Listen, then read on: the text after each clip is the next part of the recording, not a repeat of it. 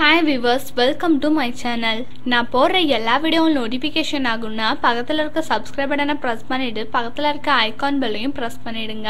சர்க்கரை நோயாளிகளுக்கு உகந்த கோதுமை கேழ்வரகு அடை. சர்க்கரை நோயாளிகள் தினமும் உணவில் கேழ்வரகு கோதுமையை சேர்த்துக்கொள்ள வேண்டியது மிகவும் அவசியம்.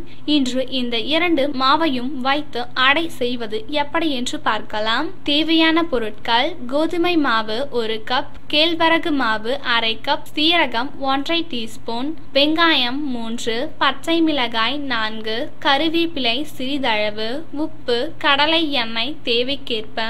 செய்முறை: வெங்காயம், பச்சை மிளகாய், கருவேப்பிலையை பொடியாக நறுக்கி கொள்ள வேண்டும். ஒரு பாத்திரத்தில் கோதுமை மாவு, கேழ்வரகு, சீரகம், கருவேப்பிலை, வெங்காயம், பச்சை மிளகாய், உப்பு சேர்த்து ஒன்றாக கலந்து தேவையான அளவு தண்ணீர் ஊற்றி அடை மாவு பதத்திற்கு கலந்து கொள்ளவும். தோசை கல்லை அடுப்பில் வைத்து சூடானதும் மாவை அடைகளாக ஊற்றி சுற்றி சிறிது எண்ணெய் ஊற்றி வெந்ததும் திருப்பி போட்டு வேக வைத்து எடுத்து சூடாக பரிமாறவும். சூப்பரான சத்தான கோதுமை கேழ்வரகு அடை ரெடி. மேலும் சத்து நிறைந்த சோள தோசை. சோளத்தில் மாவு சத்து மற்றும் புரத சத்து அதிகம் உள்ளது. நார் சத்தும் நிறைந்து உள்ளது.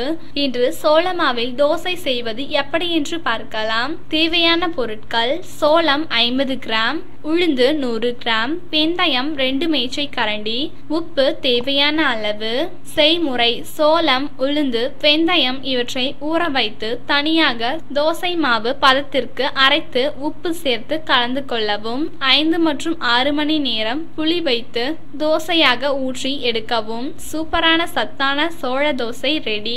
இந்த வீடியோ உங்களுக்கு பிடிச்சிருந்தா லைக் பண்ணுங்க, ஷேர் பண்ணுங்க. இந்த வீடியோ பத்தின கமெண்ட்ஸை கீழே இருக்க கமெண்ட் பாக்ஸ்ல மறக்காம போஸ்ட் பண்ணிடுங்க. Thank you viewers.